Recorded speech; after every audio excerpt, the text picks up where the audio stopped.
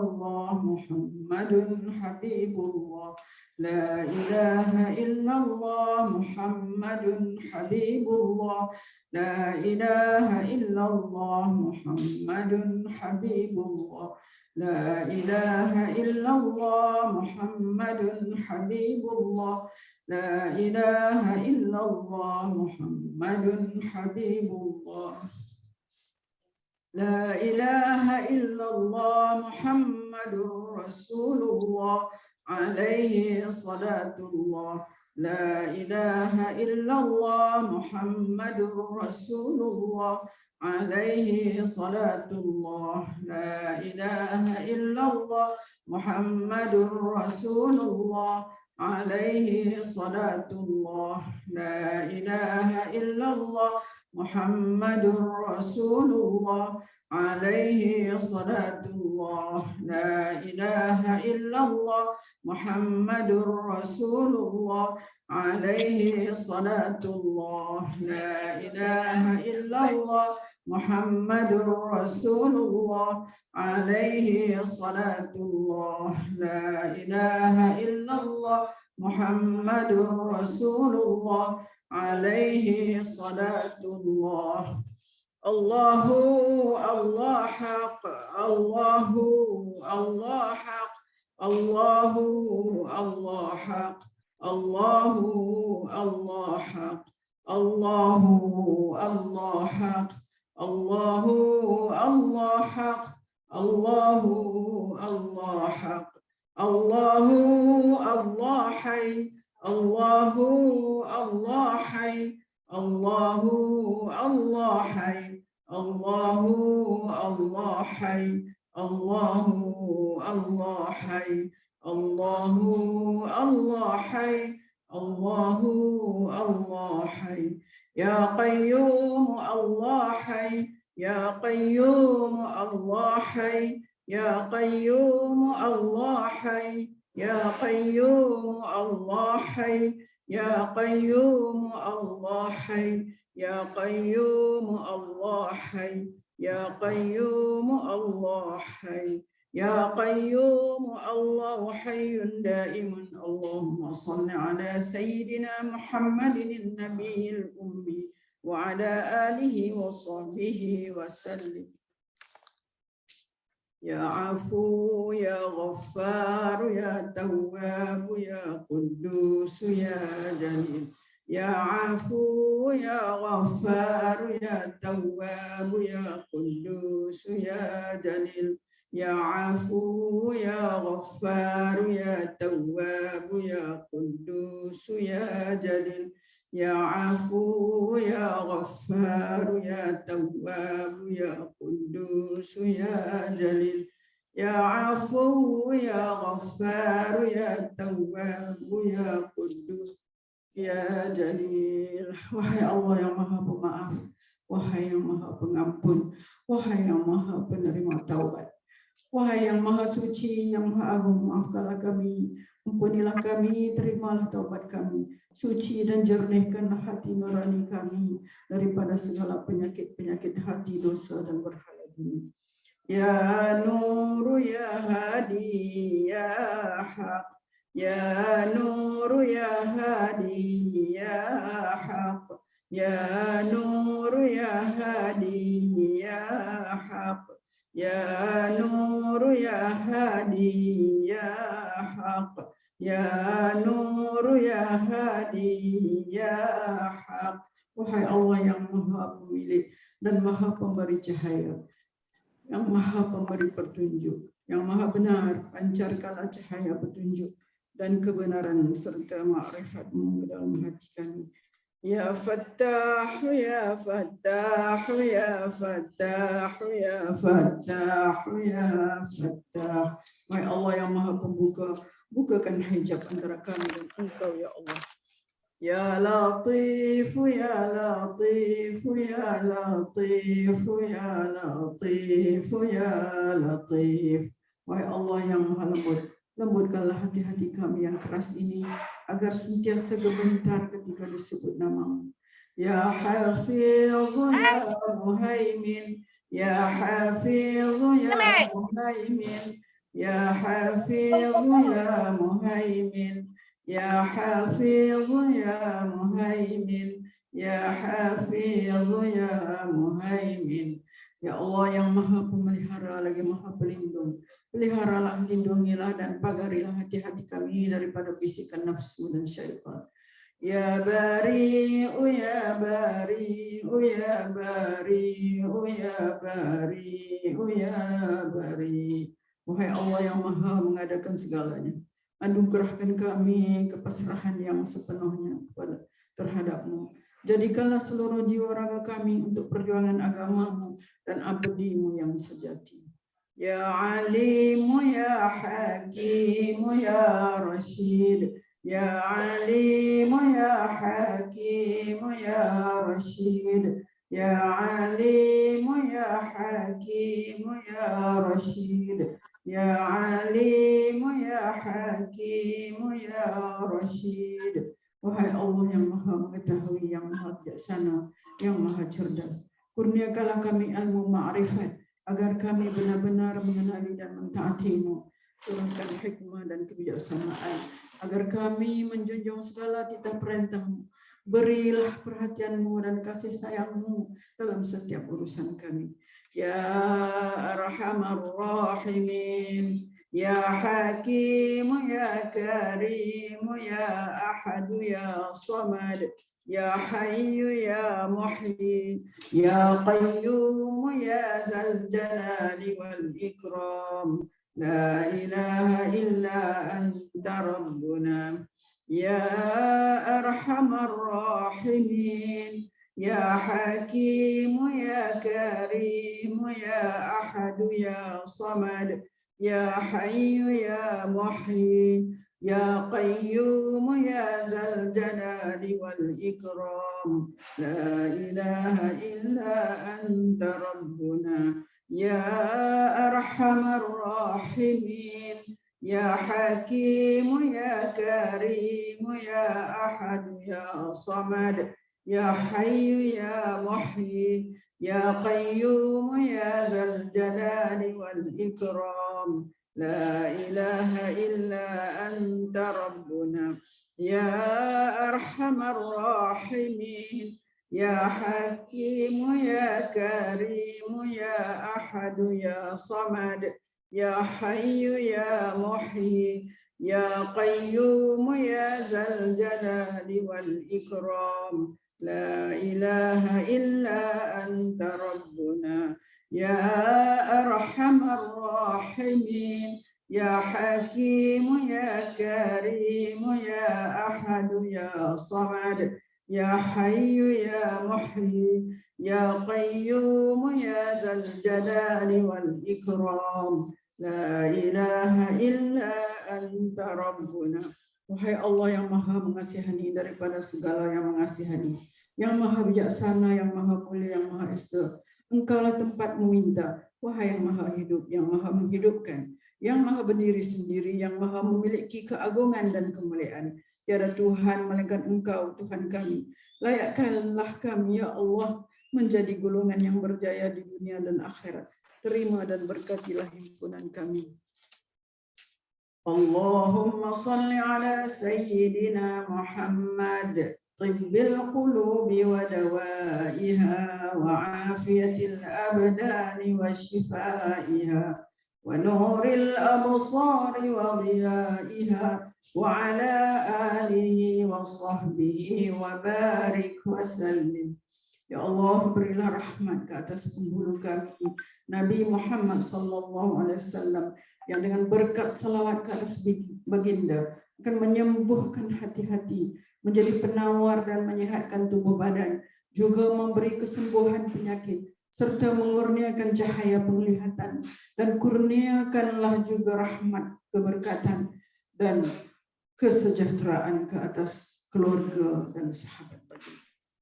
Allahumma anta rabbuna la ilaha illa ant khalaqtana wa nahnu ibaduka, nahnu ala ahdika wa wa'dika mastata'na, na'udzu bika min syarri ma sana'na, nabu'u laka bi ni'matika alaina ونبوء لك بذنوبنا فاغفر لنا فإنه لا يغفر الذنوب إلا أنت.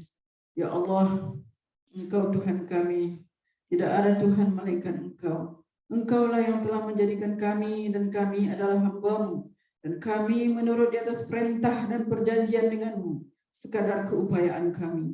Kami berlindung dengan-Mu daripada kejahatan dosa yang telah kami lakukan, dan kami mengaku dengan nikmat-Mu ke atas kami, dan kami mengaku dengan dosa-dosa yang telah kami lakukan. Maka ampunilah kami, maka sesungguhnya tiada siapa yang dapat mengampunkan segalanya melainkan Engkau ya Allah. Allahumma tahhir qulubana minan nifaq wa a'malana minar riya wa alsinatana minal kadhib wa a'yunana minal khiyanati innaka ta'lamu kha'inatal a'yuni wa ma tukhfis sudur. Ya Allah, sucikanlah hati-hati kami daripada nifaq. Sucikanlah hati kami daripada amalan-amalan kami daripada riya, lidah-lidah kami daripada berdusta, dan mata-mata kami daripada khianat. Sesungguhnya Engkau mengetahui mata-mata yang khianat dan apa yang tersembunyi di dalam dada. Allahumma rahmataka narju fala takilna ila anfusina tarafat ain wa aslih lana sya'nana kullah la ilaha illa ant. Ya Allah, hanya rahmat-Mu kami berharap mendapatkannya. Kerana itu janganlah Engkau biarkan diri kami walau sekelip mata tanpa pertolongan atau rahmat daripada-Mu. Perbaikilah segala urusan kami. Tiada Tuhan yang berhak disembah melainkan Engkau. Allahumma arinal haqqa haqqan warzuqna ittiba'ah wa arinal batila batilan warzuqna ijtinabah wa la taj'alhu multabisan 'alaina fanadhil waj'alna lil muttaqina imama. Ya Allah, perlihatkanlah kepada kami yang benar itu adalah benar, lalu bimbinglah kami untuk mengikutinya, dan perlihatkanlah kepada kami yang salah itu adalah salah, dan bimbinglah kami untuk menghindarinya. Janganlah jadikan yang benar dan salah itu sama-sama bagi kami, sehingga menyebabkan kami sesat, dan jadikanlah kami pemimpin bagi orang-orang yang bertakwa. Rabbana la tuzigh qulubana ba'da idh hadaitana wa hab lana min ladunka rahmah innaka antal wahhab. Wahai Tuhan kami, janganlah Engkau memesongkan hati kami sesudah Engkau beri petunjuk kepada kami, dan kurniakanlah kepada kami limpah rahmat dari sisi-Mu. Sesungguhnya Engkau jualah Tuhan yang melimpah-limpah pemberiannya. Allahumma innaka ta'lamu anna hadhihi al-quluba qad ijtama'at 'ala mahabbatik waltaqat 'ala ta'atik wa tawahhadat 'ala da'watik wa ta'ahadat 'ala nusrati syari'atik. Fawathiq Allahumma rabitataha wa adim wuddaha wahdiha subulaha wamla'aha binurika alladhi la yakhbu washrah suduraha bifaydil imani bik wa jamilil tawakkuli 'alaik wa ahyiha bima'rifatik wa amitha 'ala ash-shahadati fi sabilik innaka ni'mal maula wa ni'man nasir. Allahumma amin wa sallallahu ala sayyidina Muhammad wa ala alihi wa sahbihi wasallam. Ya Allah, sungguh-sungguhnya Engkau mengetahui bahwa hati-hati ini telah berhimpun kerana mengasihi-Mu, bertemu untuk mematuhi perintah-Mu, bersatu memikul beban dakwah-Mu. Hati-hati ini telah mengikat janji setia untuk mendaulat dan menyokong syariat-Mu. Maka eratkanlah ya Allah akan ikatan-Mu, kekalkan kemesraan antara hati-hati ini. Tunjuklah kepada hati-hati ini akan jalannya yang sebenar. Penuhkanlah piala hati-hati ini dengan cahaya Rabbani yang tidak kunjung malam. Lapangkanlah hati-hati ini dengan limpahan keimanan dan keindahan tawakal kepadamu.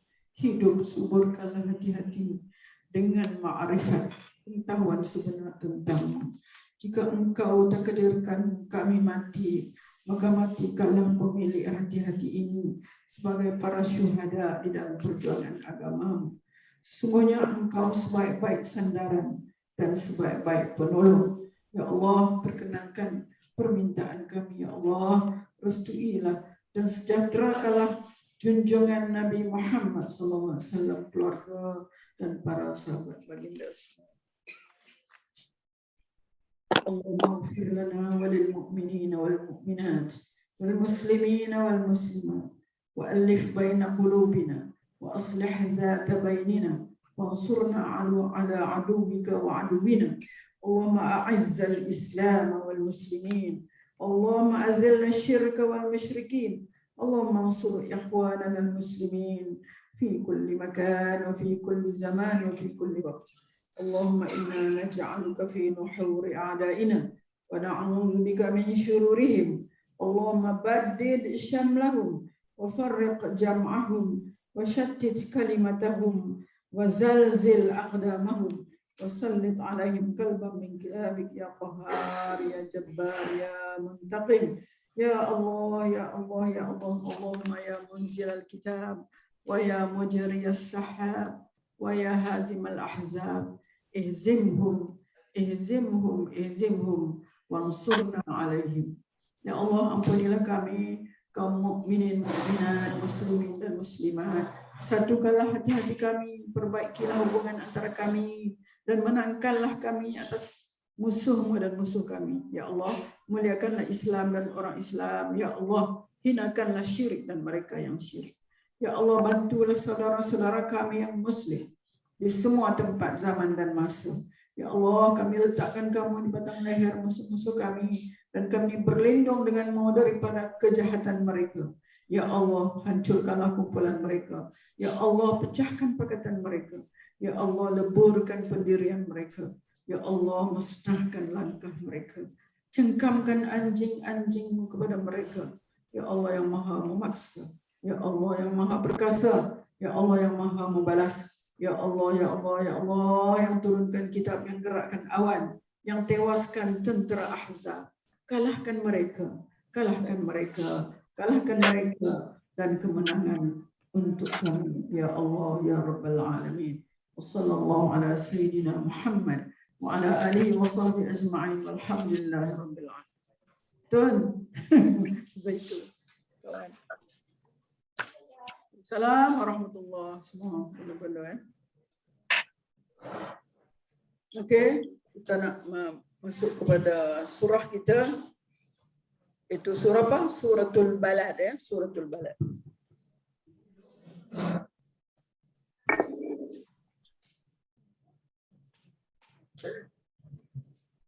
Auzubillahi minasyaitonir rajim.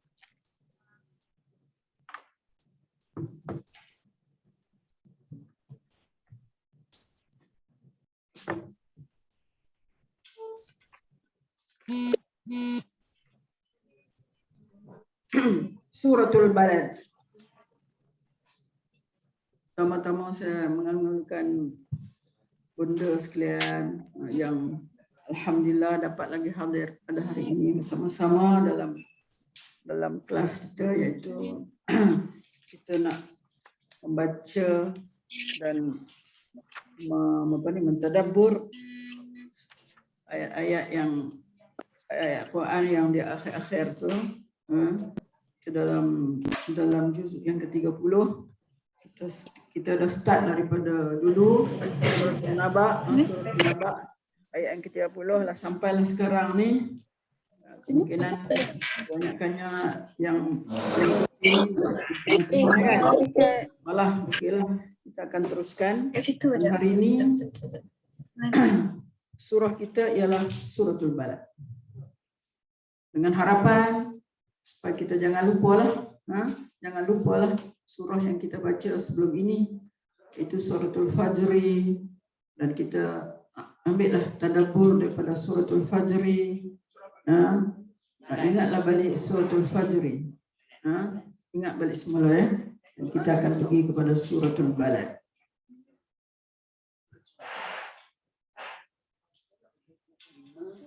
Begitu juga macam biasa, saya akan bahagikan ayat dalam Suratul Balad ni kepada beberapa bahagian, mungkin kepada 3 bahagian. Pertama, kita akan melihat daripada ayat pertama sehinggalah kepada ayat yang ayat yang ke-7 tu ya. Ayat yang ke-7. Al-balad, ya? Al-balad. Balad ni makna apa? Negeri, negeri, balad. Nah, kalau sebelum ni ayat kita ialah apa? Al-fajr. Itulah fajar, waktu fajar. Al-fajri. Ayat yang di akhir-akhir ini Allah selalunya bersumpah dengan sesuatu yang apa ni, yang Allah lihat bahwasanya ianya adalah sangat agung, sangat baik, sangat apa ni, memberi faedah kepada manusia. Al-fajri wal, di sini la uqsim, kita baca. Kita baca sampai ayat yang ke-7 ya. Sambil kita lihat sedikit tentang tahsin kita ya. Benda-benda kita ada belajar tahsin, kita tahsinkan di sini. A'udzu billahi minasyaitonir rajim. Bismillahirrahmanirrahim. La uqsimu bihadzal balad wa anta hillum bihadzal balad wa walidin wa ma walad laqad khalaqnal insana fi kabad ayahsabu an lan yaqdira alayhi ahad yaqulu ahlaktu malan lubada ayahsabu an lam yarahu ahad. Terasa tak gementarnya hati kita apabila mendengar ayat ini, yang mana kita lihat di akhir-akhir ayat ini semacam bunyi dah kan, dal, dan dimatikan dengan huruf dal, diakhirkan dengan huruf dal. Yang kita kena qalqalah kat situ kan, huruf qalqalah, qaf ta ba jim dal, qutubun jad, balad, walad. Qalqalah apa itu benar? Bro kan, sebab huruf tu kita berhenti dia di akhir. Okey. Surah ini, surah namanya Suratul Balad. Balad itu makna negeri. Negeri, balad. Selalu kita dengar di dalam doa daripada imam-imam. Sekarang ni duk minta doa supaya selamatkan negeri kita, selamatkan negeri orang-orang muslimin mukminin yang sedang ditimpa berbagai bencana. Balad, buldan. Buldan, mana? Bila kita jamakkan, bila kita pluralkan jadi buldan ataupun bilad. Ini balad saja, pendek. Balad satu negeri. Kalau buldan atau bilad itu jamak. Itu kita pergi bahasa Arab kan, benda belajar bahasa Arab kan. Buldan, bilad, panjang gitu adalah negara-negara atau negeri-negeri. Kalau balad, negeri saja. Okey. Di sini kita lihat dimulakan dengan sumpah. Kalau sebelum-sebelum ni kita terus jumpa waw wal fajri. Wal fajri. Apalagi yang sebelum ni kita jumpa waw, lepas tu muqsam bih, mana benda yang disumpahkan dengan dia. Nah, ini yang disumpahkan dengan dia di sini adalah satu negeri, satu negara, iaitu Makkah. Yang dimaksudkan dengan balad di sini adalah apa ni? Negeri Mekah, negeri Mekah. Dan kita akan lihat sekejap lagi kenapa Allah bersumpah dengan negeri Mekah ni. Mengapa? Sebab kita dah tahu sebelum ni, kalau Allah gunakan satu objek atau satu perkara, satu benda, Allah gunakan untuk sumpah, mesti sesuatu itu adalah sesuatu yang amat mustahak, sesuatu yang amat penting kita ingati, sesuatu yang amat besar kedudukannya, mesti. Wasama'i wattariq, demi langit, demi bintang. Mesti ada sesuatu. Mana bila Allah gunakan untuk sumpah, mana tentang keagungannya, kebesarannya. Kita lihat di sini dalam ayat Al-Balad ini, Allah bersumpah dengan setengah dikatakan sebagai 3 perkara dan setengah mengatakan 2 perkara. Kita lihat di sini. La uqsimu bihadzal balad. Aku bersumpah demi negeri ini. Bihadzal balad. Haza. Kita belajar haza apa? Isim isyarah. Isim isyarah menunjukkan kepada maskulin. Haza. Guna haza.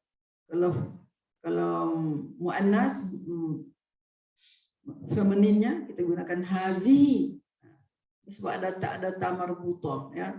Tak ada membawa makna perempuan. Maka digunakan haza, isim isyarahnya. Apa dipanggil? Demonstrative pronoun. Haza, ini. Aku bersumpah demi negeri ini. Kalau kita tak baca tafsir, kita tak baca makna terjemahan, kita tak tahu apa maksud negeri ini. Malaysia kah? Mana kah? Negeri ini yang dimaksudkan di sini ialah Makkah. Kita lihat sekejap lagi apa keistimewaan Makkah ini.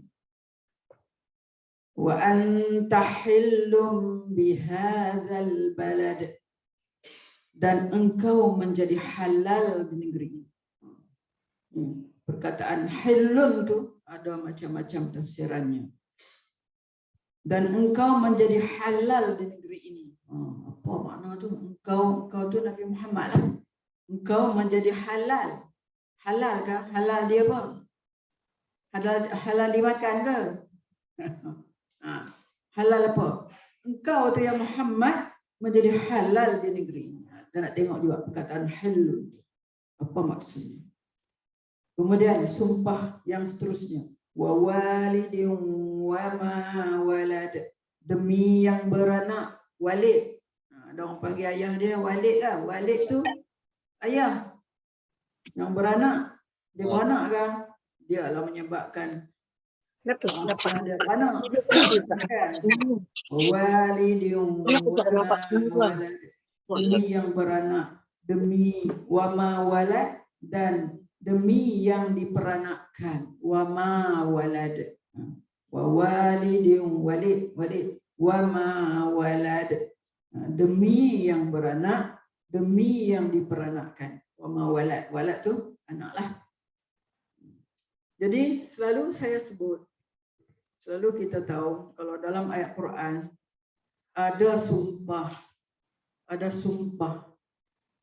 Sumpah itulah dia gunakan waw ataupun dia guna macam ni, la uqsimu, atau diguna waw, wal asri, demi masa, demi waktu asar, demi masa. Itu dipanggil perkara yang digunakan untuk sumpah tu dipanggil muqsam bih. Muqsamun bih, mana digunakan untuk sumpah. Muqsam tu perkara yang digunakan untuk sumpah. Apa dia? Iaitu wal asri, waktu itulah digunakan untuk sumpah. Sini apa yang digunakan untuk sumpah? Ada 3 benda ni. Bihazal balad, sumpah dengan negeri Mekah, demi negeri ini, iaitu negeri Mekah. Aku bersumpah demi negeri ini. Jadi aku bersumpah demi negeri ini itu adalah dipanggil muqsam bihi. Mana Allah ambil perkataan tu, al-balad tu Allah gunakan untuk lepas sumpah dia. Wal asri, perkataan al-asri itu dinamakan muqsam bihi. Itulah digunakan perkataan wal asri. Asri itu untuk sumpah. Demi itu huruf sumpah. Asri adalah muqsam bihi. Boleh jelas tak, paham tak? Maknanya digunakan untuk sumpah. Jadi bila ada benda yang Allah sumpah dan ada perkataan yang Allah gunakan untuk sumpah, mesti ada selepas itu Allah sumpah kerana apa? Untuk nak menguatkan apa? Itu dia panggil muqsam alaih. Tiba ya? Faham kan?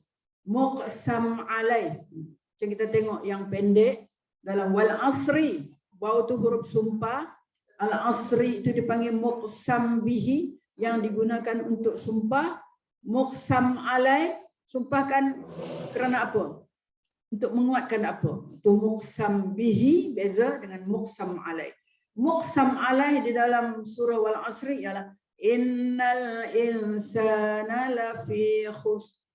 Allah gunakan wal asri, demi masa, demi waktu asar, sesungguhnya manusia berada di dalam kerugian. Jadi makna sesungguhnya manusia berada dalam kerugian itu maknanya jawab sumpah, ataupun kita panggil muqsam alaih, ataupun kita kata jawab kepada sumpah.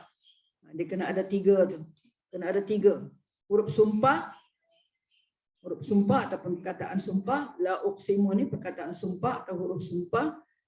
Lepas tu muqsam bihi, pada perkataan yang digunakan untuk sumpah dia, dan mana dia jawab sumpah, mana dia muqsam alaih.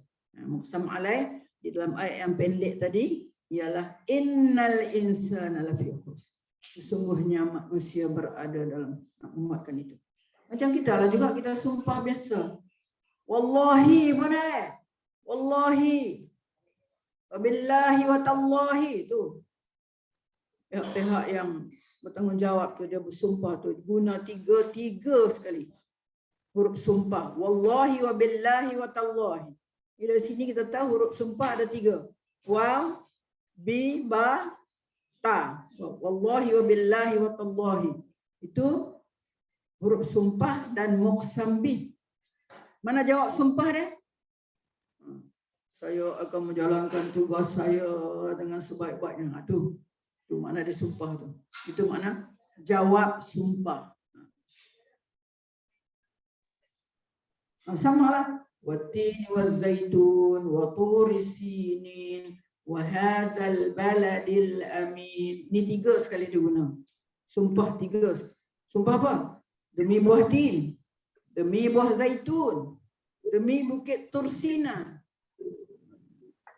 Lagi satu apa? Turis. 4 sekali. Lagi satu wahazal baladil amin, dan negeri ini yang dimaksudkan Makkah juga lah tu. Wahazal baladil amin, dan negeri yang aman ini. Itu disumpah dengan 4 benda ni. Ada huruf sumpah di awal, watin wazaitun. Ada huruf sumpah di awal setiap perkataan itu, watini wazaituni waturisinina wahazal baladil amin. 4 benda Allah sumpah. Mana dia jawab sumpah? Jawab sumpah yang mana? Laqad khalaqnal insana fi ahsani taqwim. Sesungguhnya, selalunya selepas pada huruf sumpah akan datang inna ataupun laqad. Mana yang mengukuhkan lagi ayat itu, menguatkan lagi ayat itu. Laqad khalaqnal insana fi ahsani taqwim. Allah sumpah bahwasanya sesungguhnya aku telah menciptakan manusia itu dalam sebaik-baik kejadian. Laqad khalaqnal insana fi ahsani taqwim. Itulah jawab kepada sumpah. Jadi saya rasa memang jelas, memang boleh faham dah. Banyak ayat-ayat di akhir-akhir ini, ayat-ayat dalam juzuk yang ke-30 ni banyak mengarah ke situ.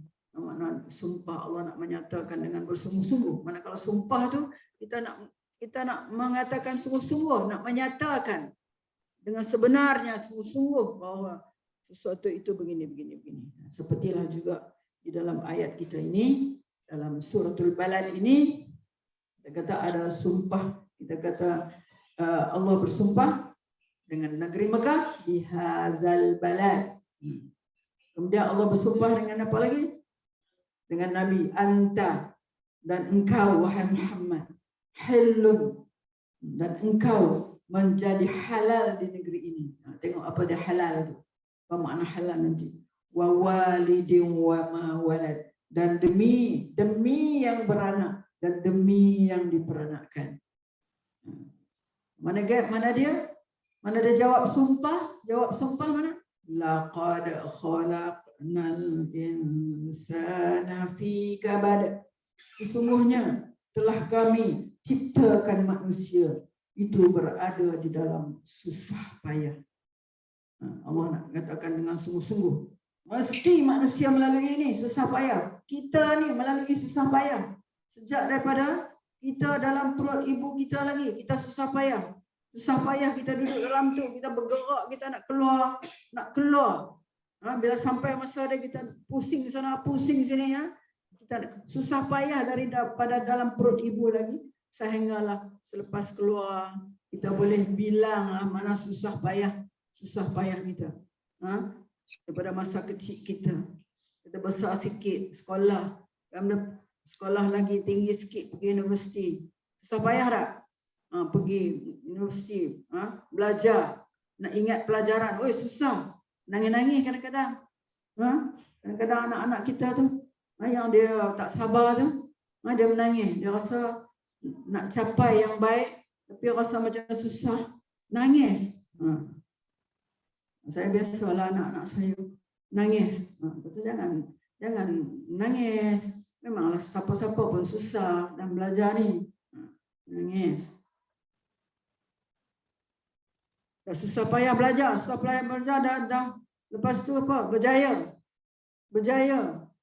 Lepas berjaya, nak kerja pula, susah juga nak cari kerja. Kadang-kadang mak ayah jugalah empah pulai, jumpa orang ni minta tolong, muka tak malu. Pasal anak punya pasal, muka tak malu kita. Pergi jumpa orang ni minta tolong kan. Lepas tu, dah bila kerja, celah-celah tu, Allah nak menikah pula dah, nak kahwin. Susah payah juga kan. Kadang-kadang tak ada masalah, tak apa. Kadang-kadang ada masalah kan. Ada anak-anak kita kadang dia nak buat suka hati dia. Dia ikut suka hati dia nak dapat orang macam mana. Tak orang kata apa, tak konsult ibu bapa. Ada kan, menyusahkan juga, menyusahkan dia dan menyusahkan kita. Lepas tu dah bila berjaya, dah boleh kahwin, Allah, tak ada rumah pula dah. Nak bayar apa nak? Nak bayar pendahuluan, tak ada duit. Minta sikit. Ya. Juga.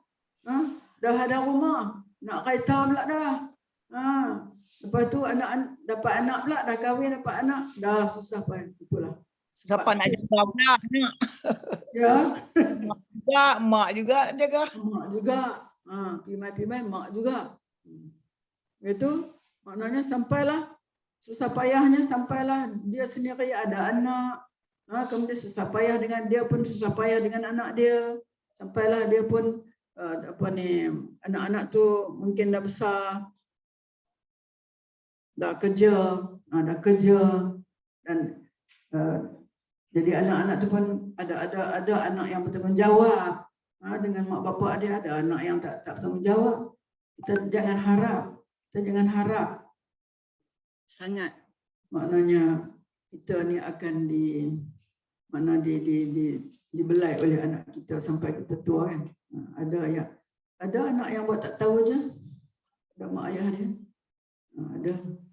Ada anak-anak yang berat.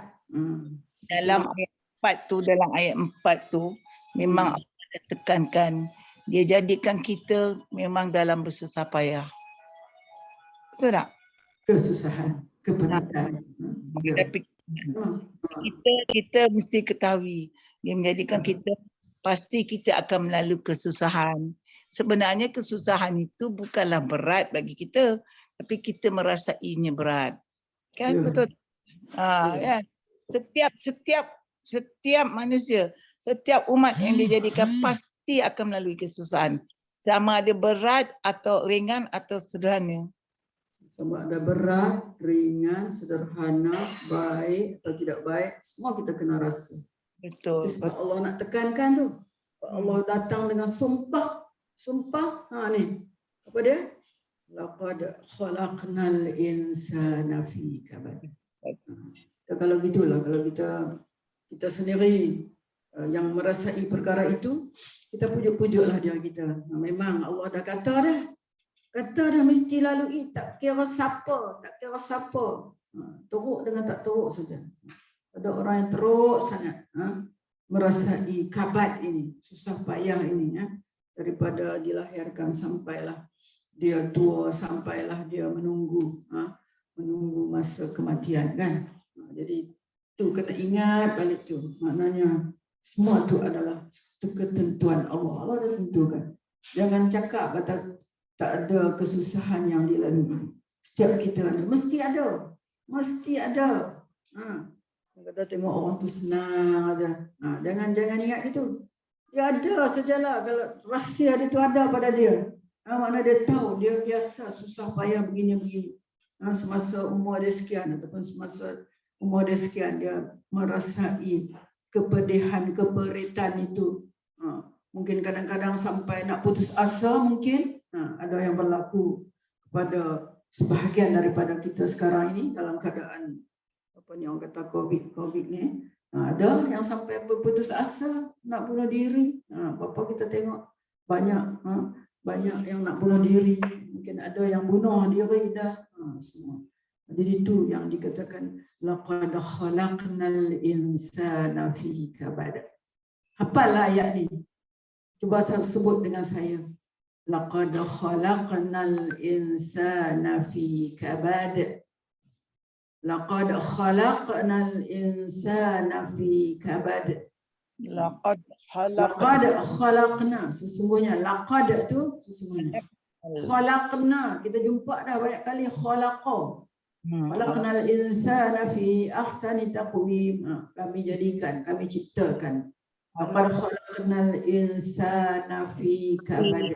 Kami ciptakan manusia supaya berada di dalam keadaan susah payah.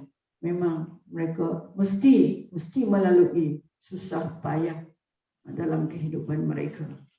Ustazah, ya. Selain daripada kalimah laqad, jawab sumpah, inna juga ya. Inna ila rabbikar ruj'a. Itu pun jawab sumpah kan? Ada tak perkataan sumpah sebelum tu? Ada. Ar-Rahustagna. Surah Al-Alaq. Itu tak ada sumpah. Sebelum tu tak ada sumpah. Sebelum tu inna itu, inna ka anna ka semua tu adalah untuk nak jawab sumpah, nak mengukuhkan, nak menguatkan, nak menguatkan sumpah itu. Laqad ataupun qad, menekankan lagi. Laqad ataupun qad.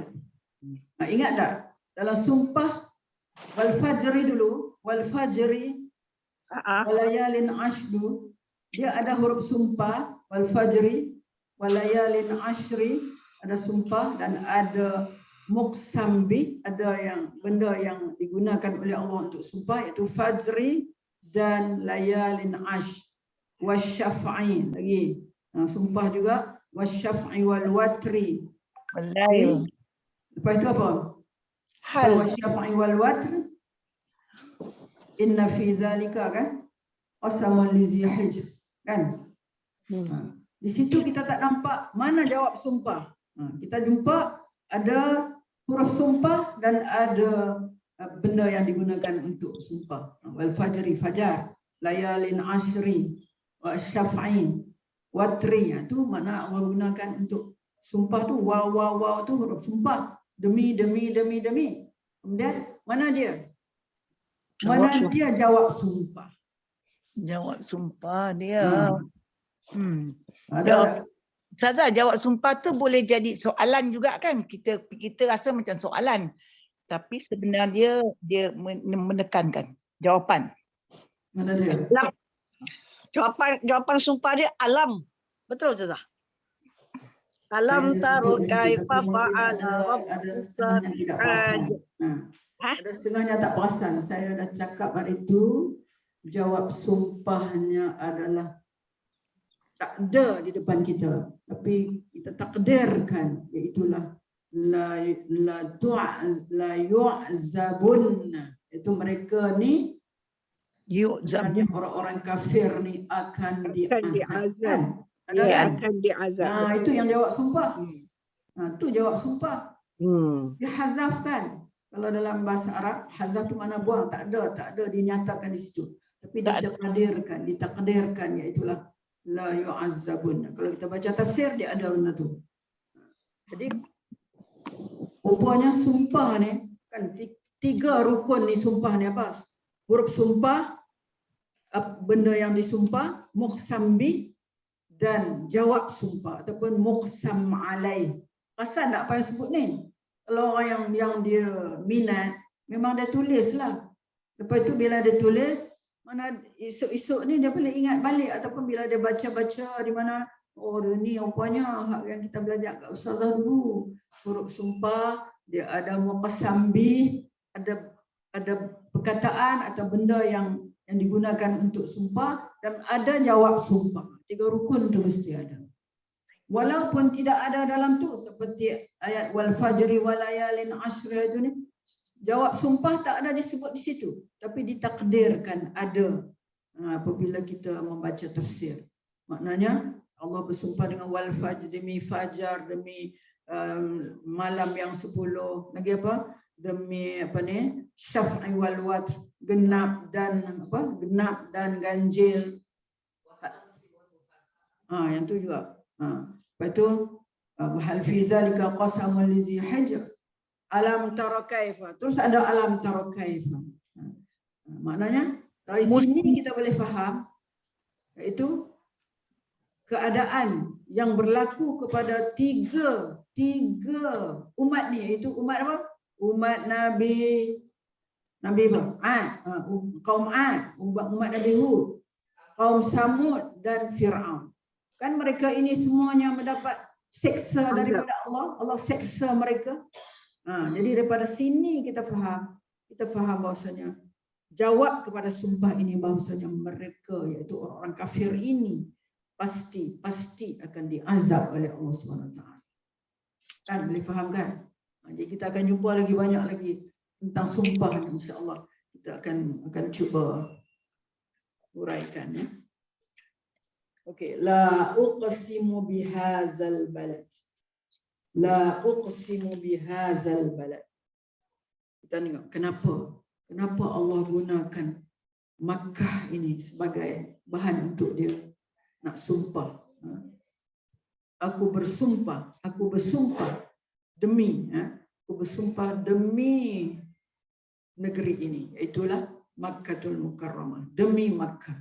Kenapa bersumpah dengan Makkah? Kita kata Allah menggunakan untuk sumpah tu sebab keagungan tempat itu, kebesaran tempat itu, kemuliaan tempat itu. Sebab apa dia mulia? Sebab apa Makkah itu mulia? Cuba kita bayangkan. Sebab apa Makkah itu mulia? Sebab apa? Sebab terdapatnya Baitullah. Terdapat Baitullah. Okey. Kiblat semua. Sebab di sana ada Baitullah. Lagi. Sebab di sanalah Nabi kita duduk. Nabi kita dilahirkan duduk di sana. Nabi kita Muhammad sallallahu alaihi wasallam dilahirkan di sana dan dia duduk di sana selama beberapa tahun sebelum dia hijrah kan. Dan di sanalah juga Nabi Ismail duduk dengan mak dia awal-awal lagi. Sejak awal lagi tak ada apa lagi, Mekah tu kosong, tak ada apa, pokok tak ada, apa tak ada, yang ada hanya batu-batu gitu. Kan? Itu sebab mulianya Mekah. Sebab apa lagi? Sebab situlah orang buat umrah, buat haji, buat semua, mulianya Mekah. Sebab tu Allah gunakan la uqsimu bihadzal balad.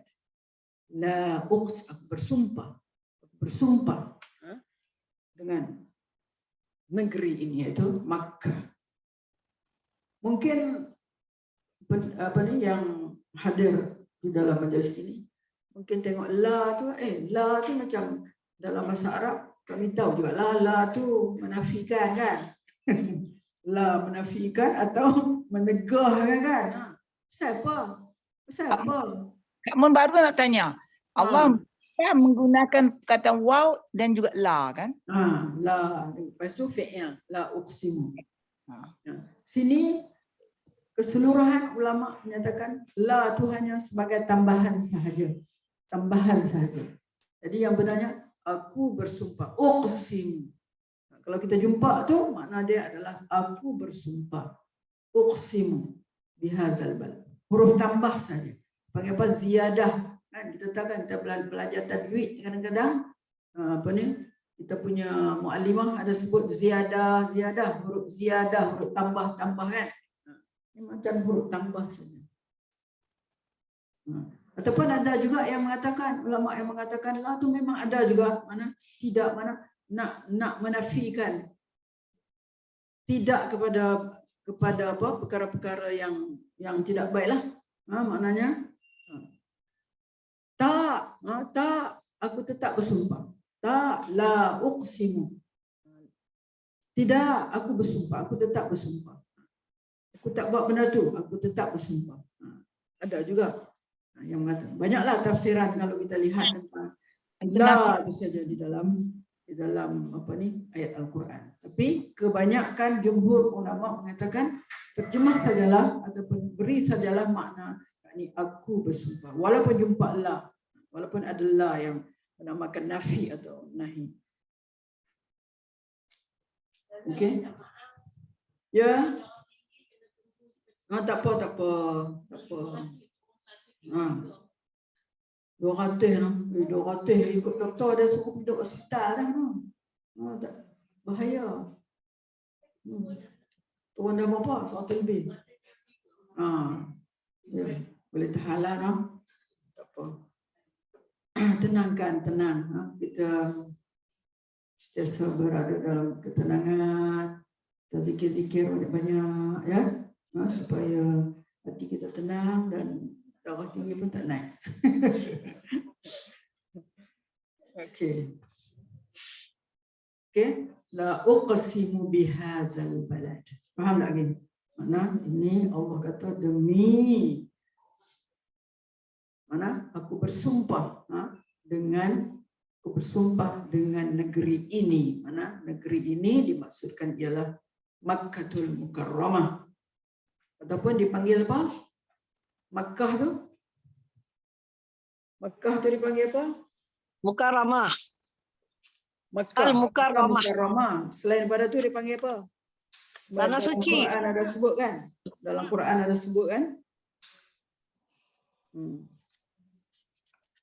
Dalam Quran ada sebut dalam ayat 96 surah apa ya? 96 dalam ayat Ali Imran, dalam surah Ali Imran ayat 96. Inna awwala baitin wudi'a lin-nasi lalladzi bi Bakkah mubarakan wa hudan lil alamin. Dalam surah Ali Imran ayat 96. Inna awwala baitin wudi'a lin-nasi lalladzi bi Bakkah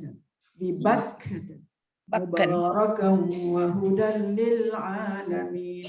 Bakkah dalam Al-Quran. Mekah. Disebut Bakkah di dalam Al-Quran, tapi yang dimaksudkan adalah Mekah tu lah. Bakkah. Kenapa sampai disebut Bakkah? Betul tahu di luar ni sebut Makkah. Bakkah. Saya pun nak cari juga pasal apa. Siapa di dalam Quran Bakkah, di luar kita sebut Makkah. Ada siapa biasa jumpa tak? Sebab dia apa? Biasa jumpa tak baca-baca dalam Quran ke dalam kitab tafsir? Sebab apa? Ba, mim. Ba dengan mim keluar dari mana? Bibir. Kan? B. Sebab dia ni huruf bibir dekat-dekat aja. Sebab tu Bakkah, Makkah mana sama. Bakkah itulah Makkah, Makkah itulah Bakkah. Dia huruf bibir. Ba. Bah.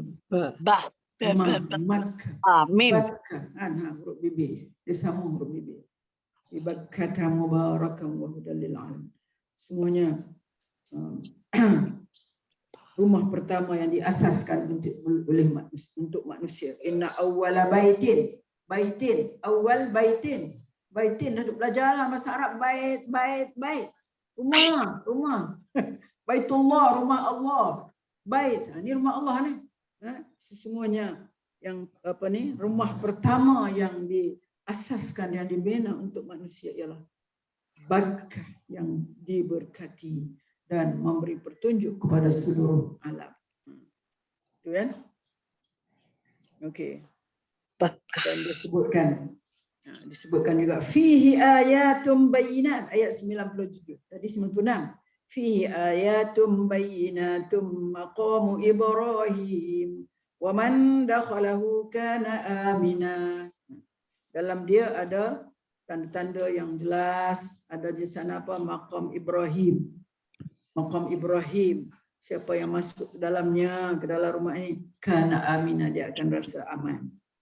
Maqam Ibrahim ada di sana. Sebab itu dia antara salah satunya Makkah itu digunakan oleh Allah untuk sumpah di sini. Di antaranya itulah ada tempat-tempat yang dimuliakan. Maqam Ibrahim. Maqam Ibrahim tu apa dia? Bukan kubur, Ustazah. Bukan kubur, di tempat dia berdiri. Tanda kehadiran dia. Maqamu adalah tempat berdiri. Tempat dia. Daripada qama berdiri. Maqam tempat berdiri. Tempat berdiri. Siapa berdiri? Nabi Ibrahim. Nabi Ibrahim. Nabi Ibrahim membangunkan Kaabah, rumah Allah. Maknanya apabila dia membina Kaabah, dia berdiri kat situ sampai lekat kesan kaki dia kan. Itu tempat berdirinya Ibrahim. Nabi Ibrahim alaihissalam yang membina Kaabah. Membina Kaabah bersama-sama dengan anaknya Ismail kan. Ya, Ismail. Okey. Faham ya? La uqsimu bihadzal balad. Mana dia ada sumpah yang mana? La uqsimu. Kalau selalu waw, ba atau ta. Wallahi wa billahi wa tallahi. Itu satu huruf. Ini satu perkataan lah, kita kata la uqsimu. Itu ayat sumpah. Muqsam bihnya adalah balad. Balad, negeri Mekah. Mana dia punya muqsam alai? Mana jawab sumpah mana? Laqad halalna fi kabad. Sebenarnya Allah dia ciptakan manusia berada dalam keadaan susah payah. Kabad. Laqad khalaqnal insana fi kabad. Okey. Lepas tu kita lihat kepada antahillum bihadzal balad. Ini wa'an, kita tengok kepada ayat kedua. Ayat pertama faham ya? Wa antahillum bihadzal balad. Setengah ulama memahami bahawasanya ini juga adalah sumpah demi engkau wahai Muhammad. Hillum bihadzal balad. Engkau menjadi halal di negeri ini. Engkau jadi halal duduk di negeri ini, negeri Mekah lah. Setengah mengatakan kebenaran. Kebenaran. Halal tu. Ada diterjemahkan dan kamu Muhammad bertempat di kota Mekah ini. Engkau bertempat di kota Mekah ini. Engkau tinggal di kota Mekah ini. Itu dua tafsiran situ. Satu, engkau bertempat mana engkau tinggal di kota Mekah ni. Satu lagi, ni yang apa ni yang kita nak huraikan kenapa dia kata halal ni halal ni. Dan engkau menjadi halal di negeri ini. Halal tu halal yang macam mana? Engkau menjadi halal di negeri ini. Sebab halal yahillu halalan. Daripada halal yahillu halal. Halal mana dengan makna halal. Ada halal yahillu mana menempati, mana duduk di tempat itu. Ada makna halal, mana halal lawan dia apa? Haram kan? Jadi satu tafsir mengatakan engkau tinggal di negeri ini. Memanglah Rasulullah tinggal di negeri itu, di negeri Mekah tu selama berapa tahun? Mana sebelum dia berhijrah ke Madinah. Tapi makna halal pula ni apa? Engkau halal. Anta hillun. Engkau halal. Ada banyak tafsiran dia. Ada yang mengatakan halal di sini, iaitulah ditafsirkan oleh siapa ni? Ibnu Abbas. Bila saya sebut Ibnu Abbas, memanglah seorang yang didoakan oleh Rasulullah semasa kecil dia. Allahumma apa? Allahumma apa? Allahumma faqihu fid din wa 'allimhu ta'wil. Dia mentakwilkan. Dibacakan di atas kepala Abdullah bin Abbas. Abdullah bin Abbas, Ibnu Abbas. Atau disebut sebagai anak Abbas. Anak Abbas itulah nama dia Abdullah. Abbas itu adalah pak saudara Nabi, Abdullah itu jadi sepupu Nabi. Jadi dia mentafsirkan begini. Engkau halal membunuh siapa saja yang engkau rasa patut dibunuh. Jika engkau masuk ke sana kelak. Jika engkau masuk ke negeri Mekah kelak. Ini mana jauh sikit dia punya tafsiran dia. Okay. Nabi, kalau kita ingat, semasa dia duduk di Mekah, semasa dia tinggal di Mekah, di sana dia banyak sekali menerima cemohan, cemoh dia, orang pelekeh dia, orang orang hina dia, orang caci dia, orang kata kat dia gila lah, apalah semua. Sampai last sekali mereka nak bunuh Nabi. Ini yang dikatakan apabila Rasulullah keluar daripada Makkah dengan perintah daripada Allah supaya berhijrah ke Madinah, maknanya nak di antaranya ialah untuk nak mengurangkan keadaan yang Rasulullah terima di Mekah itu. Jadi sepatutnya seseorang yang kalau orang buat kat dia sampai macam tu, last sampai nak bunuh, kalau di Mekah tu buat macam-macam. Buat apa? Ambil tarik unta letak atas dia. Satgi anak dia Fatimah mai tengok nangis-nangis ayah dia. Dia letak najis di atas ayah dia yang sedang semayang sujud kan. Nangis-nangis dia. Bersihkan. Itu Nabi kita. Adakah dia berontak-berontak? Dia tak berontak. Dia sabar, ajak, mailah kita semayang, mailah kita sembah Allah yang satu. Mailah kita jangan sembah berhala-berhala ini. Nabi kita, mana sabarnya Nabi kita selama tinggal di Mekah tu. Jadi kalaulah begitu keadaannya, suatu ketika bila dia ditakdirkan, memang dia akan ditakdirkan oleh Allah, dia akan tiba di Mekah dan akan mendapat balik Mekah itu kepada dia. Adalah wajar bagi dia kalau sebenarnya wajar bagi dia untuk menyeksa orang yang biasa buat dia. Orang yang biasa meletakkan najis ke atas dia, orang yang biasa nak pukul dia, orang yang biasa maknanya orang biasa mencemoh dia, wajar bagi dia untuk membalas balik. Itu yang disebutkan di sini, wa anta hillun. Mana engkau halal membunuh siapa saja yang engkau rasa patut dibunuh. Mana engkau rasa pada masa dulu tu mereka buat kepada kamu macam-macam tu, kamu boleh je, boleh. Jika engkau masuk ke sana kelak, jika engkau masuk ke Mekah kelak. Sebab Rasulullah apabila berhijrah ke Madinah pada tahun ke-8 hijrah dia balik semula ke Mekah. Balik semua ke Mekah, dan selepas itu, selepas 1 tahun dia masuk semula, makna dia dapat balik Mekah itu pada dia. Pada masa itu patut sangat kalau dia kata, siapa yang buat aku dulu tu, dia boleh tunjuk saja. Ni berjahal ke apa sama ni semua ni yang biasa buat aku dulu teruk-teruk tu, mai sini. Aku akan bunuh kamu. Boleh. Boleh. Tapi adakah Nabi buat macam tu? Ini yang kata hilun ni. Dia pergi jauh sikit kan? Dia pergi jauh sikit. Kalau kita kata tadi makna pertama tu, mana engkau memang duduk di negeri ini, di Mekah.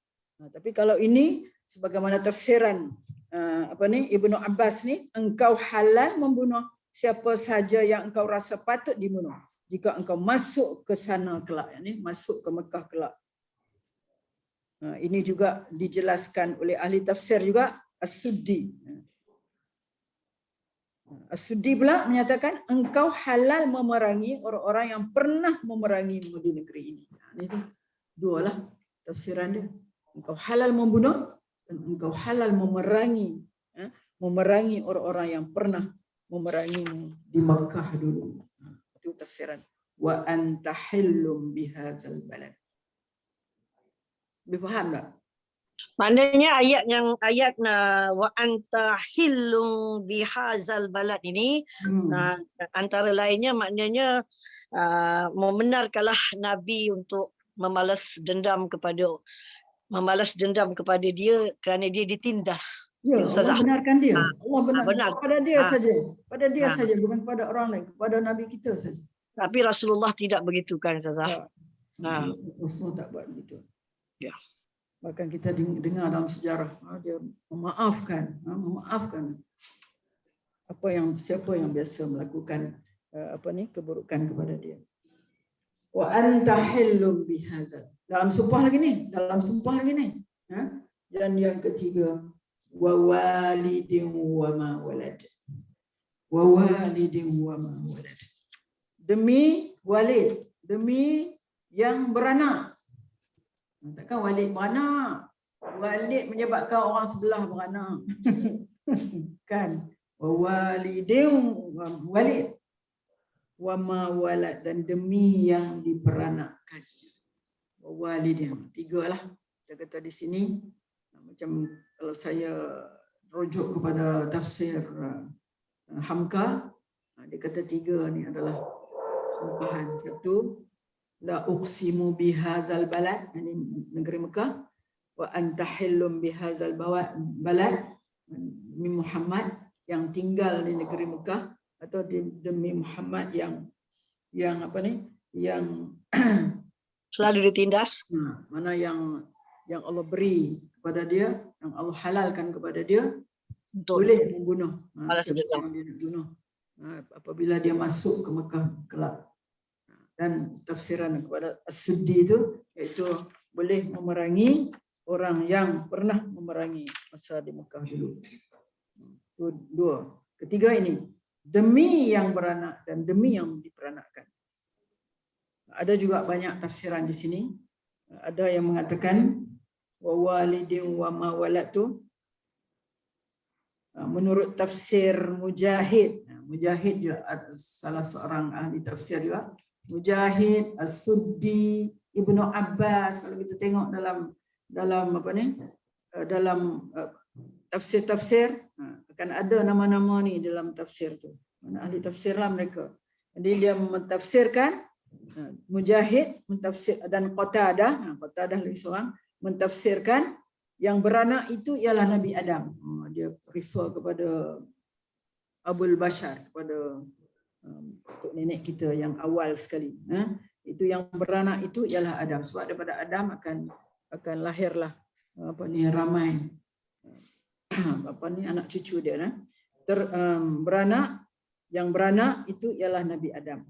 Ayah dari seluruh manusia, Abul Bashar, yang digelar sebagai Abul Bashar, bapa bagi segala manusia. Yang diperanakkan pula ialah kita lah. Ialah kita seluruh manusia, keturunan Adam. Itu pendapat pertama. Ingat tak? Boleh ingat tak?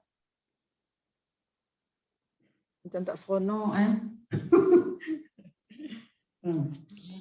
Jadi kita ingat ya, maknanya walid di situ ditafsirkan ialah, dan dimaksudkan di situ ialah Adam, datuk nenek kita yang daripada dia keluar ramai keturunannya. Ini nak mana dapat kita katakan bahawasanya sebagai penghargaan Allah terhadap insan yang dimuliakan di antara segala makhluknya. Jadi ini nak menyatakan tentang penghargaan Allah. Penghargaan Allah kepada manusia yang dia muliakan di antara segala makhluknya. Kan Allah telah sebut di dalam Al-Quran, di dalam surah Isra ayat 70, yang mana Allah memuliakan. Laqad karramna bani Adam. Laqad karramna ayat 70. Isra. Allah sendiri mengakui laqad karramna bani Adam. Sesungguhnya kami telah memuliakan keturunan Adam. Wa hamalnahum fil barri wal bahr, dan kami angkut mereka di darat dan di laut. Wa razaqnahum minat thayyibat, dan kami beri rezeki kepada mereka dengan sebaik-baiknya. Wa razaqnahum minat thayyibat, dengan sebaik-baiknya. Wa faddalnahum, dan kami lebihkan.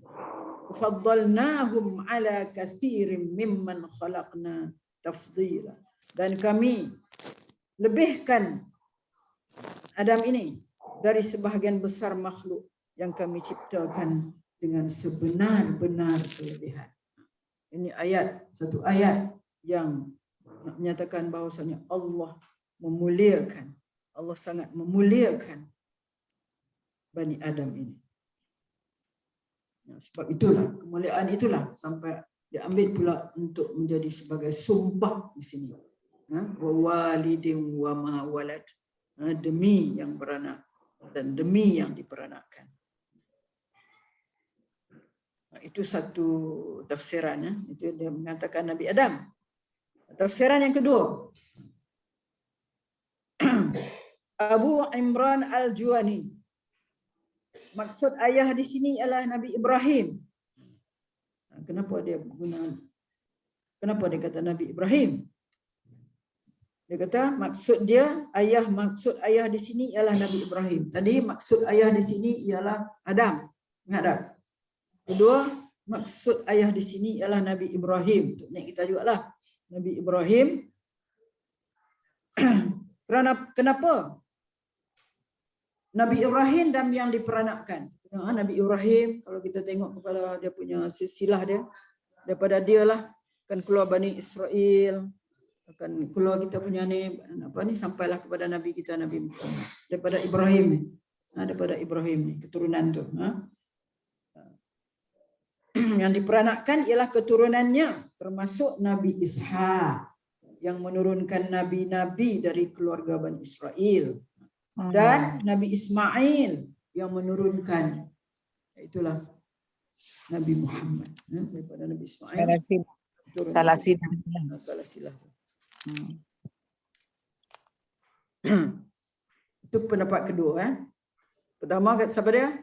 Yang dimaksudkan dengan walid ialah Nabi Adam. Kedua, yang dimaksudkan dengan walid itu ialah Nabi Ibrahim dan keturunan dia, jalur dia, keturunan dia, yang daripada Ishaq yang menurunkan keturunan Bani Israel, dan Ismail yang sampailah kepada Nabi kita Muhammad sallallahu alaihi wasallam. Itu yang kedua. Yang ketiga, Ibnu Jarir At-Tabari, biasa orang dengar tafsir Ibnu Jarir At-Tabari mengatakan dengan tegas bahawa yang dimaksud dalam ayat ini nyata sekali, iaitulah segala orang yang jadi ayah. Tak kira siapa.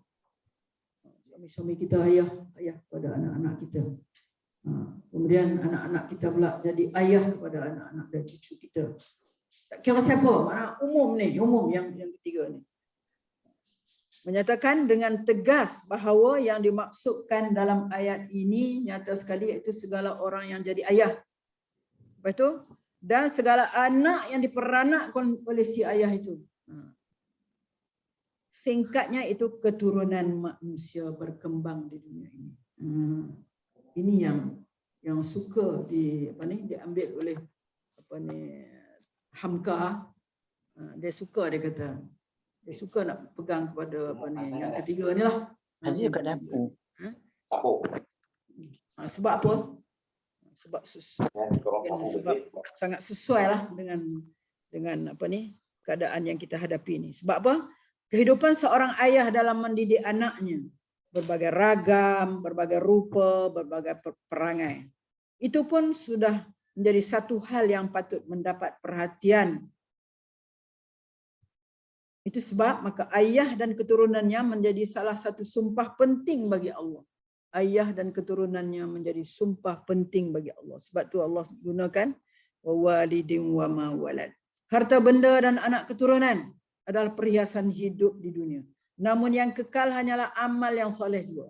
Seorang ayah dapat berbangga banyak anaknya sewaktu mereka masih kecil. Oh, kita ni rupanya kita bangga. Anak kita masih kecil, kita ramai anak masa kecil kita bangga. Tetapi setelah anak itu menjadi dewasa, belum tentu anak itu akan dapat dibanggakan. Belum tentu. Kan? Bila dia besar, belum tentu dapat dibanggakan. Kerana ada anak yang derhaka. Ada anak yang suka menyentuh hati kita. Ada anak yang masa kecil-kecil kita bangga, oh anak saya ni anak saya. Tapi bila besar belum tentu. Belum tentu dia akan dapat dibanggakan.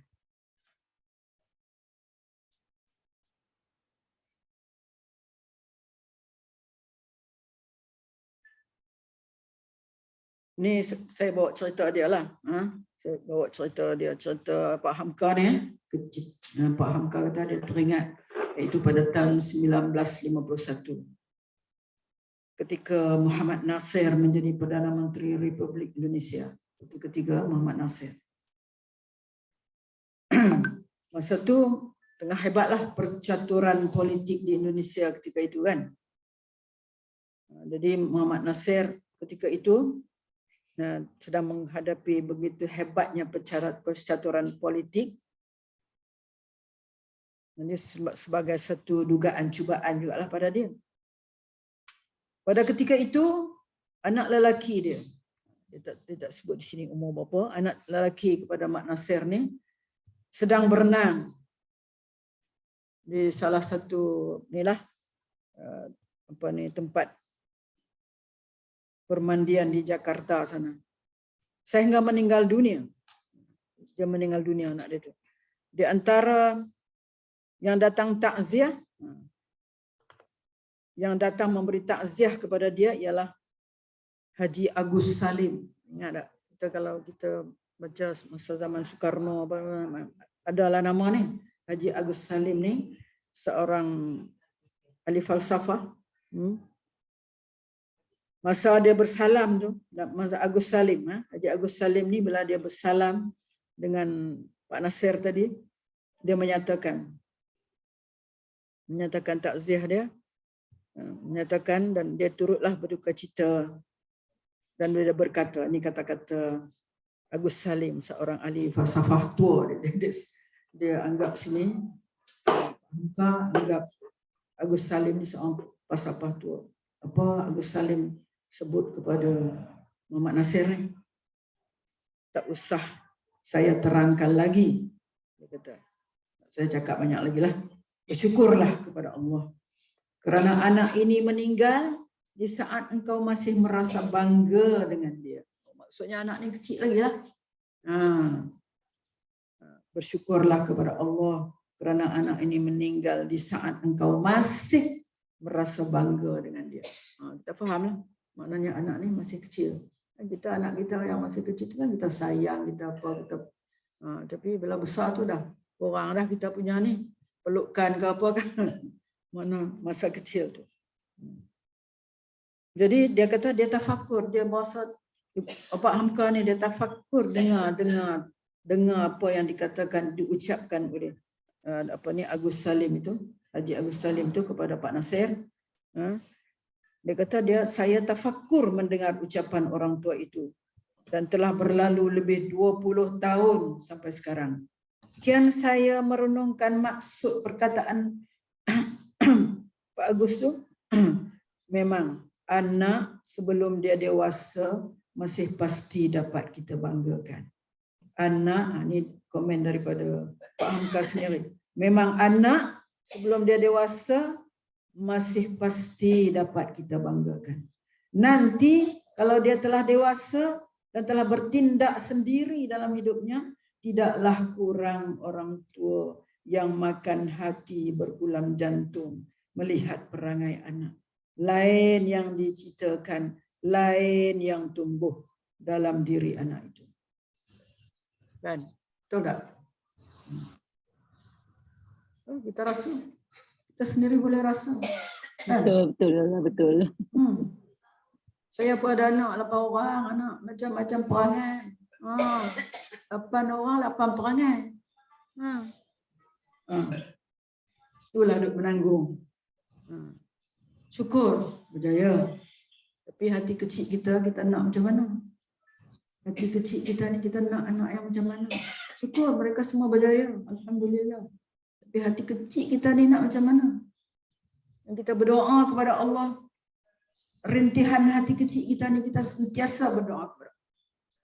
Minta anak Allah. Minta kepada Allah anak tu jadi anak yang soleh. Anak yang soleh. Anak yang sentiasa ingat kepada Allah. Anak yang sentiasa zikir kepada Allah. Kita nak macam tu. Tak apalah benda-benda lain dia buat yang baik, tak apa, itu okey. Tapi lebih daripada itu kita nak yang tu. Anak yang sentiasa ingat kepada Allah. Sentiasa ingat tugasnya kepada Allah. Ingat, mana senang kira kata ingat matilah. Jangan ingat kita ni nak hidup terus-menerus di dunia ini dengan kemewahan-kemewahan yang ada. Tu hati kecil kita. Kita minta lah, ya Allah, kita minta. Kita percaya bahawasanya Allah akan mendengar doa kita sebagai ibu, sebagai ayah, insya-Allah. Kita percaya itu. Walaupun kita tak nampak lagi sekarang ni, tak nampak lagi ya Allah.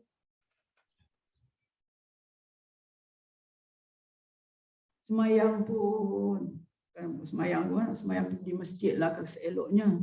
Payah nak langkah kaki. Macam kaki itu ditarik-tarik, ada aja alasan. Tapi mulut kita tak berhenti. Pergilah masjid sekali-sekali, jumpa dengan orang, kedai orang, tempat kita. Esok mama baba mati, siapa pun tak nak tengok. Dia tak kenal siapa anak, siapa mak dia, siapa ayah dia, siapa kan. Tu rayuan kita selalu. Dia pergilah sekali kita ketuk, sekali masuk, pergilah. Pergi sekali. Lepas tu, bulan-bulan pula tak pergi. Itulah juga yang saya dengar keluhan daripada ibu-ibu yang lain juga, ayah-ayah yang lain juga tentang anak-anak zaman sekarang. Anak zaman sekarang.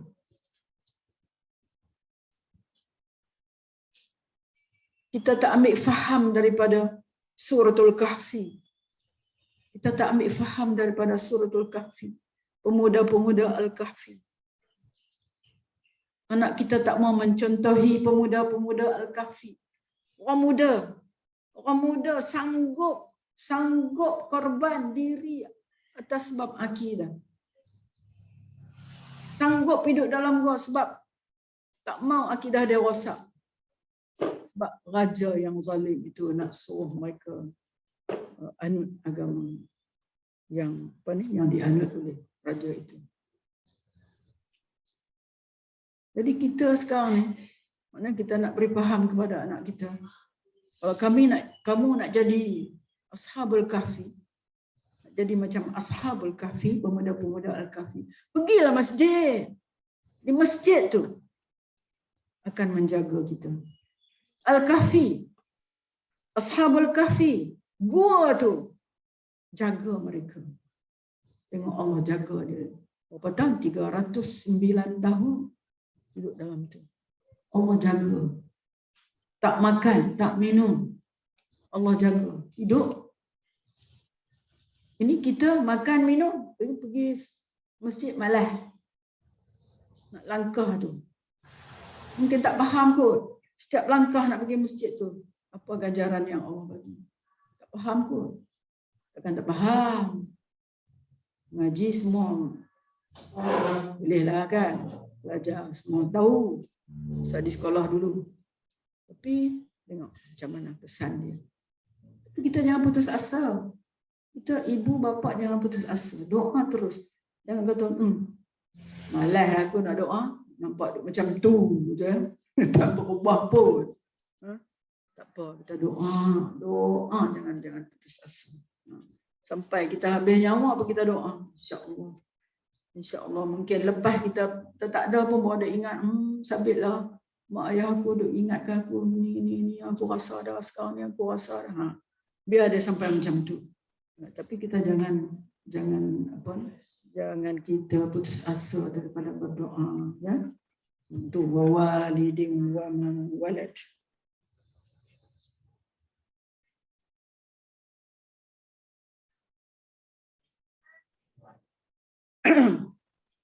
Jadi tafsiran Ibnu Jarir ni mengatakan bahawa sumpah macam tu ialah peringatan Allah itu bukan terkhusus kepada Nabi Adam dan Nabi Ibrahim saja kan, kita tafsir tadi.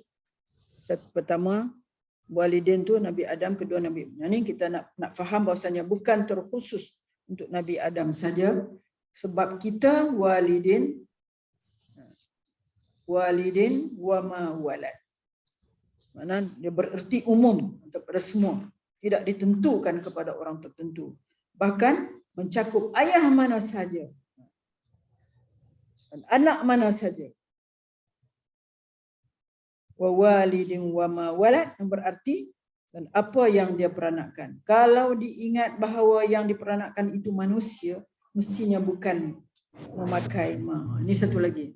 Wa walidin wa ma walad. Ma, sebab apa dia guna ma? Ma tu mana kalau kita tengok dalam nahwu Arab, ma tu digunakan kepada benda ataupun perkara. Man baru digunakan untuk orang. Dia tak kata wa walidin wa man walad. Dan ayah dan siapa yang ayah peranakkan. Tapi tak dengarlah dia orang.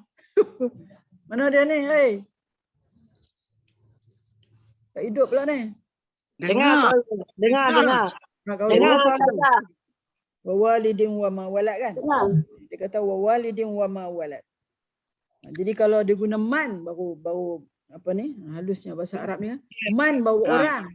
Tapi ma ada perkara-perkara apa? Dan demi ayah dan demi apa yang, bukan orang yang, apa yang dilahirkan. Jadi di sini mana bila makna ma tu dengan makna menyebut dengan makna macam ragam perangai, macam ragam pembawaan, kelakuan, kepintaran, kebodohan, kekayaan dan kemiskinan, maka yang tepat adalah memang ma, bukan man.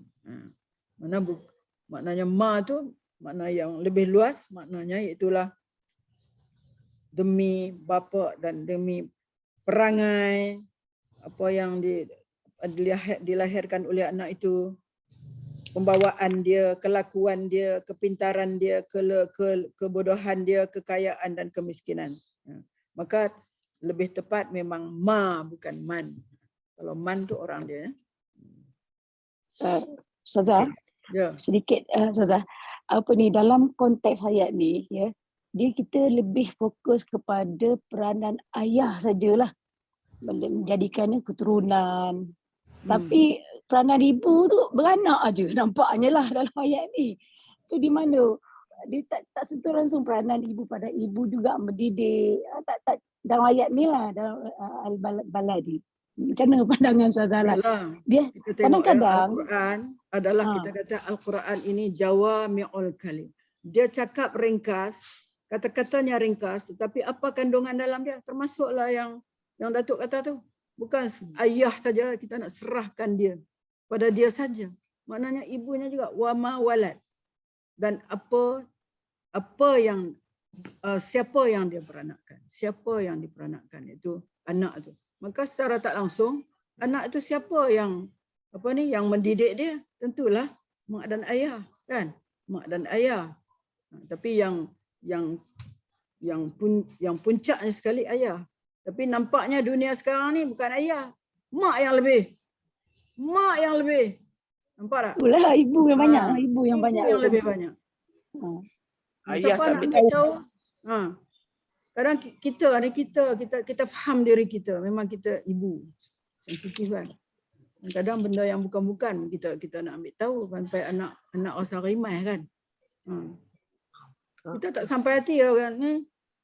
Kita nak Sebab- jemput juga anak kita kan. Jemput dia duduk, walaupun duduk di rumah mai makan sama-sama. Mana tu kita perasaan halus kita tu. Kita nak sebut juga, padahalnya benda tu tak payah sebut lah.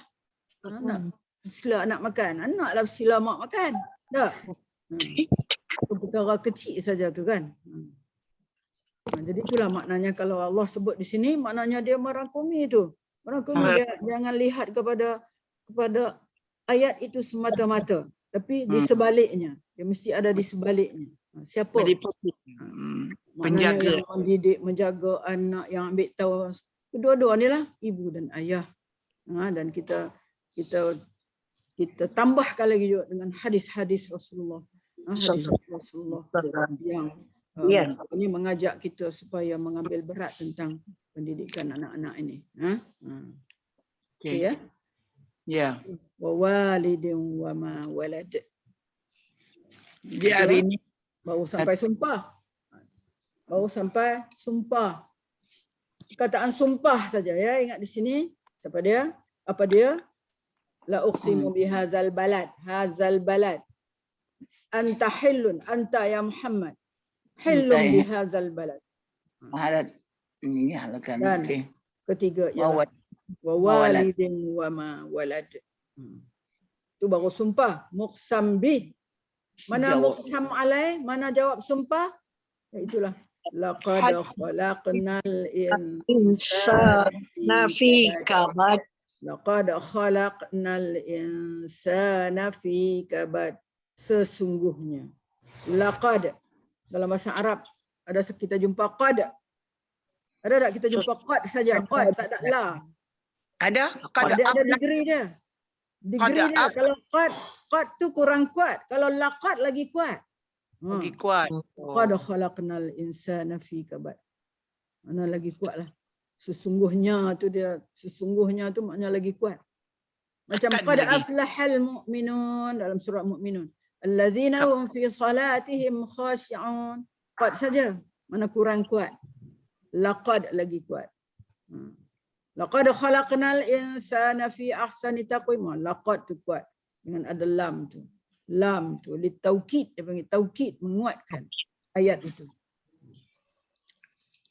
Jadi kita dah hurai tadi, laqad khalaqnal insana fi kabad.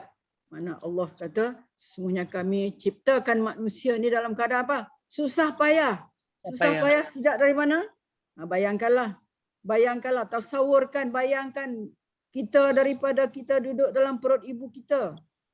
Alam rahim. Lepas tu dia lahirkan. Duduk dalam perut ibu, keluar tu duduk cari jalan keluar kat tu. Lepas tu keluar dipotong pusat, nangis. Keluar dah nangis dah. Siapa keluar menangis? Sebab sejuk udara dalam tu sedap kan. Dalam perut mak kita tu udara sedap ya, sesuai dengan kita. Jadi bila keluar sejuk. Tengok, kalau budak-budak kecil keluar tu dia punya mulut ni macam orang menggigil kan, sejuk. Sebab udara di luar ni sejuk. Menangis. Sat lagi apa? Nak minum, nak susu, menangis. Sat lagi apa? Kencing. Nangis. Buang air besar, buang air kecil, menangis. Rimai. Tu susah, kesusahan tu, nampak tak kesusahan? Kita juga susah dan orang yang ni kita juga susah. Kemudian apa lagi? Lepas kecil, lepas tu boleh pandai makan. Celah-celah tu adalah demam lah apa kan, budak biasa lah. Demam lah apalah kan. Lepas tu besar sikit lah pergi sekolah. Darjah 1, 2, 3. Kemudian macam saya hurai tadi lah. Sampailah dia naik kepada tingkatan, sampailah kepada pergi masuk universiti, sampailah kepada dia belajar ini. Jadi itulah sampailah kepada kita mati, kita duduk di alam barzah Pun dan sebelum kita masuk ke akhirat, kita dalam keadaan kabad. Ingat tu. Kita ni dalam keadaan kabad. Kabad. Laqad khalaqnal insana fi kabad. Susah. Dalam dunia ni kena susah. Memang kena susah. Sebab kita nak apa? Kita nak goal kita nak yang akhir itu, kita duduk dalam keadaan yang bahagia. Itulah kita Allah bagi kat kita syurga. Sebab kita kabad di sini. Kita dalam keadaan susah di sini. Susah dalam dunia ni. Ya. Laqad khalaqnal insana fi kabad. Okey. Betul ya Kak Cik Muan? ya. Hari ini kiranya Ustazah meliputi 4 lah 4 ayat ya. Yang Ya. sangat jelas. Minggu depan cuba kita soal, ingat tak? InsyaAllah, InsyaAllah penjelasan Ustazah sangat tepat, sangat jelas, mudah difahami kalau kita nak faham lah kan. Memang insyaAllah boleh. Jadi kita akan sambung minggu depan insyaAllah ya Ustazah. Ya, insyaAllah ayat 5. Ayat 5. Ayat seterusnya. Terusnya insyaAllah. Ya, ada apa-apa yang kita boleh share? Kawan-kawan daripada apa ni? Yang mengikuti ni, kita boleh share. Mungkin Ada kawan-kawan yang daripada Abu Bakar Baginda dalam ni? adakah? Azizah kata apa? Yang selalu ada tak Azizah? Tak ada. Ada tadi nama Azizah kan? Oh ada. Ada tapi Sebabnya sekarang ni kalau yang guru-guru dah tak ada dah keluar. tapi ni cuti sekolah kan. Ramai yang pergi Ada bercuti. lah Azizah ada. Ustazah, Ya, ya. mintalah pandangan semua macam mana sekarang. Saya sebut tadi, qari'ah masjid. Ya. Tak sampai 10% orang muda. Macam mana kita nak buat tu? Itulah. Tak sampai 10%. Kalau ada, saya kadang-kadang tengok orang muda datang sembahyang, rasa sedap betul tengok. Kalau memang rata-rata orang pencen lah. Ataupun tengah lumba lah kan. Yang muda-muda macam mana nak tarik belik. Especially selepas PKP dah seronok tak pergi sembahyang kan. Nak panggil balik tu. Tak tahu macam mana. Ya, itulah macam mana nak buat. Tapi bagi pandangan Kak Mo, bukan tak ada orang muda, ada, tempat kita pun ada. Akan Tak tetapi sampai kita tahu, tapi kita kena tengok daerah-daerah. Contohnya sesengah daerah, orang muda tak ada duduk dalam di penempatan.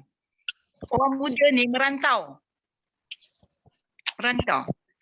Duduk di universiti, duduk di college, duduk berasrama, tinggal di luar negara. Kan? Jadi yang tinggal kita-kita ni lah, yang tua ni lah. Tak lama lagi kalau 20, 30 apa nak jadi, semua kita orang tua je. Maksudnya, Kak Mon, maksudnya anak-anak kita pun kita ajak pun tak nak pergi. Yang soalnya bukan saya nak kata betul, saya setuju, saya pun punya anak-anak. Zaman saya pelajaran tinggi setakat tahap ni mesti duduk sama keluarga, duduk tempat sama, tak keluar mana-mana lagi. Anak sekarang umur 6 tahun